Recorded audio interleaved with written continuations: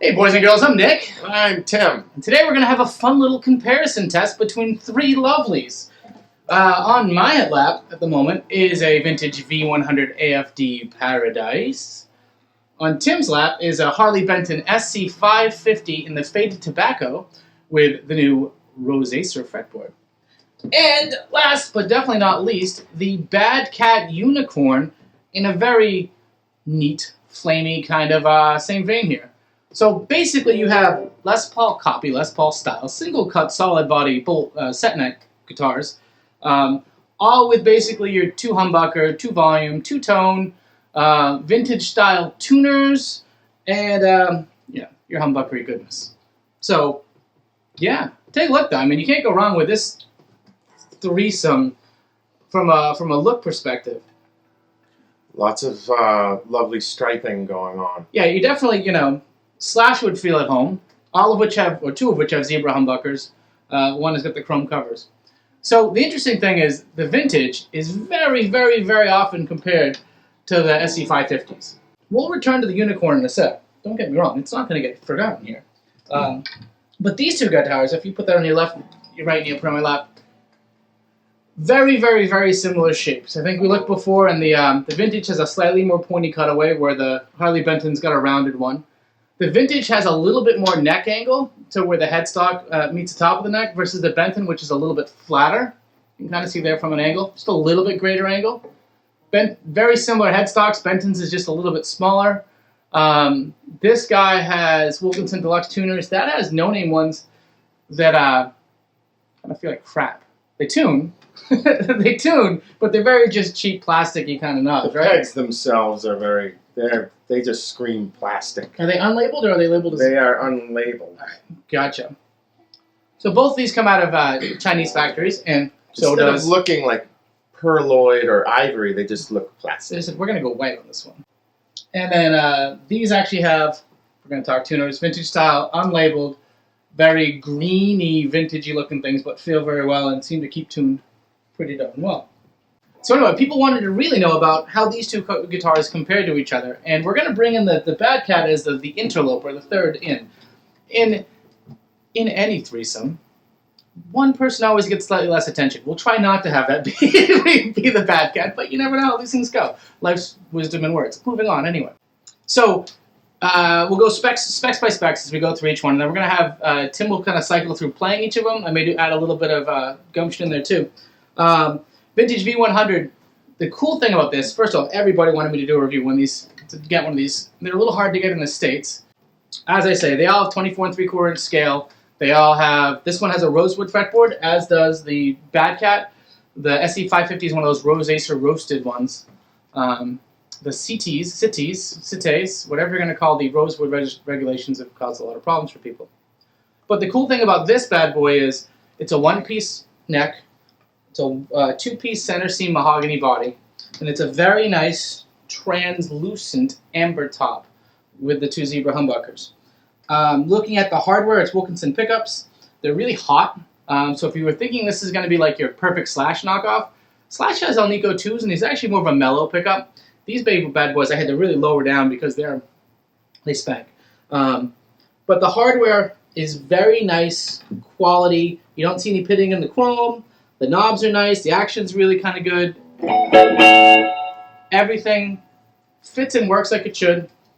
It's got a rounded bout in the back, but the neck comes up a little bit, so you still you hit it. And we'll see on the SC550 that's not really the case. So anyway, that's it. And the inlays actually have a bit of dimension. They're well cut. They're well set in there.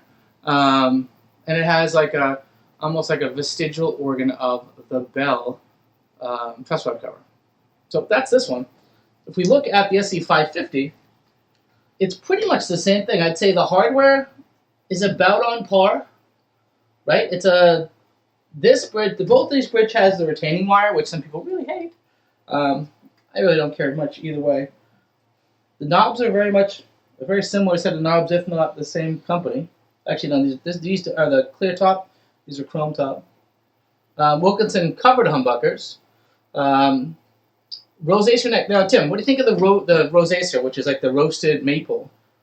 looks a lot like rosewood. You know, I've been playing on this thing, and the neck is certainly, there's no drop off. You're not really missing anything. From a looks perspective, it's darker than, well, there are different, different like shades of rosewood, but you'd never know the difference, really. No, not really. Aside if you're looking for like that pores and being able to feel like there's a slight amount of pores there, that's smoother. It feels, when I played it, it reminds me much of like how an ebony neck feels. Yeah, it's not. It's really nice and smooth. The one thing I'll say about the Harley Benton is this side of Gibson, it has the best routing, or the inlays on the neck. If you look at the detail work for how they were set in there, you can't make out any gaps. They're the best set inlays I've seen on anything other than a new Gibson. I know people will knock Gibsons, but one of the things they're really, really good at is doing neck inlays on a Les Paul guitar. But I want to show you something. If you look at the back of the SE550, you'll see, compared to how the vintage does it, which has still a big chunk of wood right here. This baby's so new, he hasn't removed the plastic. Exactly. It's all still pretty light. You'll see here, they've actually rounded that cutaway like a Michael Kelly Patriot, where this gets in your way. So you actually get a better kind of hand in there, and it's a little bit smoother. Now that has a two-piece body and a one-piece neck with a two-piece heel. So the difference between the vintage, really, and the Benton, aside from maybe how they may sound, from a construction standpoint, is this has slightly nicer woods. A center seam, two-piece mahogany back, a one-piece neck where that has kind of a one extra little piece in the heel. This isn't a center seam back, it's an offset seam, which is actually really hard to find on this black, but it's a very pretty piece of wood, but they just slightly better. Likewise, the Benton has those mini pots, those little tiny chiclet dime-sized pots, where the V100s has full-size pots, that kind of stuff. So those are like the little details that account for this costing $200 and change, and this costing, the high $300 range if you're going to buy. I like what they did on the back of that one. It's just nice. It's just natural. The dark ones, like when you see that in person, you can make out some. It is nice. It's actually it has like with like a walnut thing more than 5 feet away. It's just dark brown. Yeah, it looks. Yeah, exactly. It's just it's dark brown. And usually you see that in like the Chinese stuff, that they're hiding something when they go that dark. That didn't need to hide. Yeah, they could have gone maybe just a little bit lighter on it so that you can make out the wood grain. It's a tobacco burst, so you want to, I guess, to make it all match. This is a very, very pretty piece of wood, very pretty neck. Nice stuff. But that's, and then from weight, here, we'll do the lift, swap. Oh yeah, this is a little bit heavier. A little bit, but not bad. I mean, not a ton. This is like my perfect weight Les Paul. Like 8-9 pounds, like that. That's like just about pushing the 10-pound line. I'm not noticing this getting in my way much. You don't. I mean, unless you're. Especially if you're used to a Les Paul, it's on your way anyway. Maybe it's just the way I angle my hand. It's not really a hindrance per se, but it's kind of nice to have it beveled here. out. There's nothing in your way that you can get. Well, I will say, if you look at the grain patterns on the two, like that's a very nice top. It's amber or whatever. This is a great top. I got this as a B stock. It's got a little smudge right here that you can just kind of make up. I prefer to think it gives it some character. That's all. But from a just sheer depth to the 3D flames, like this one just seems to more consistently jump out. That, not to knock that one, this one is just an exemplary. Are you supposed to be able to make out any kind of a line there? You'll naturally get a little bit. The seam is pretty good. Yeah. The seam. Actually, the seam disappears when you wiggle it. And you'll get that just because there is that. You'll see on the Bad Cat. So the more you angle it this way.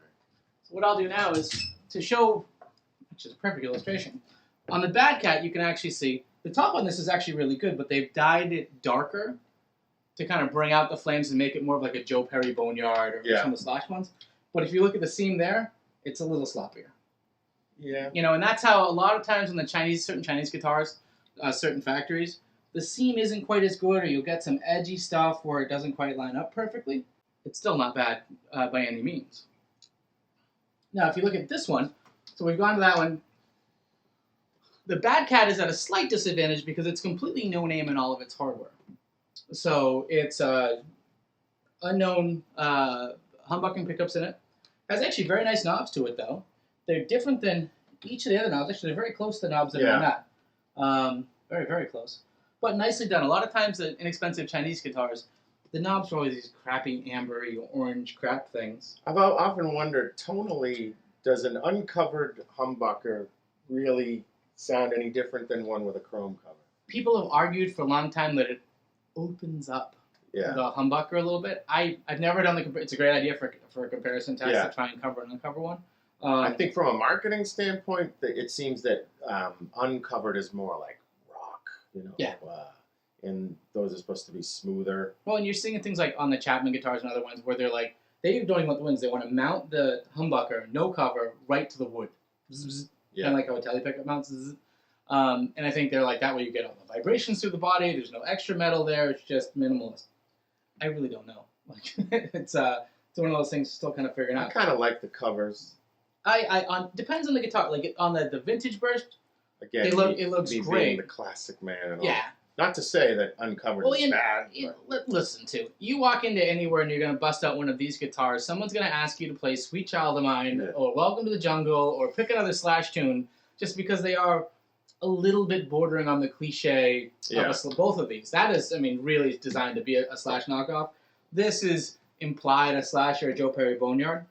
But to sort of finish this stuff, the hardware on this isn't quite up to the smoothness there. I can see the slightest amount of pitting in the stop tail, slightest amount of pitting and just detail stuff in the Tune-O-Matic. Likewise, still has the retaining wire on it. Little things like the knobs are mounted slightly higher, the nut is low down, and that's just, anyone can go and adjust the washer and the nut and set those a little bit deeper. From a three-way switch, we're flipping switches. They all feel about the same.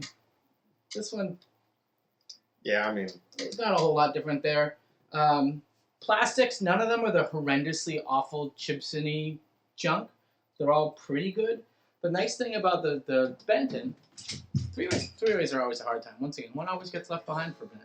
This is a little bit more of like the vintagey tinted binding, where these are a little bit both light cream. I think these are pretty close in the same color. This is trying to be, get in that Gibson-y kind of off-color thing. Once again, just pointing out subtle differences. Because all three are pretty close. I think the Bad Cat's probably the lightest guitar of the bunch. The Benton has the thinnest neck of the bunch. Yeah, I'd say so. But they all work. Now, Bad Cat, last thing we'll talk about is the shape on this guy. Versus the other two, which are kind of your Area Pro 2 style, leany upper cutaway, coming down into a pointy lower cutaway. This, basically, aside from this spot, very much apes the Gibson shape. All the way around it. If you put it up to an actual real Les Paul, everything else around here looks the same. They've just gone with a cutaway that is cut like this. It's a little bit lazier, sticks out. If I put this side by side, and I'll try and flash up a picture, with an Agile AL2000, I much prefer this cutaway to the little Gumby one that the Agiles have. Mm-hmm. It's very emasculated, I think is the word.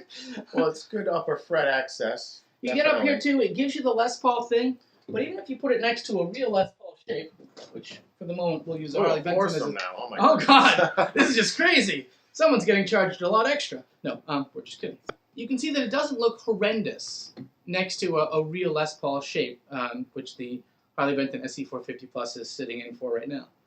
So really not a bad compromise, but once again, beauty is in the eye of the beholder on what you think about that. So there you go. There are the cleans that we just demoed here. If you tune in and check on the channel, there'll be a dirty video. Where we'll go through the dirty side of the thing and give final conclusions. We divided this in two pieces just so that there's more to love. There you go. So check into that. As always, I've been Tim. And Oh, I did that by fucking up my own. I didn't even need to do blooper. that. We're gonna put that in the blooper section. As always, I've been Nick. And I am Tim. And yeah, we've got issues. Tune into the next one. Thanks, guys. We'll see you later.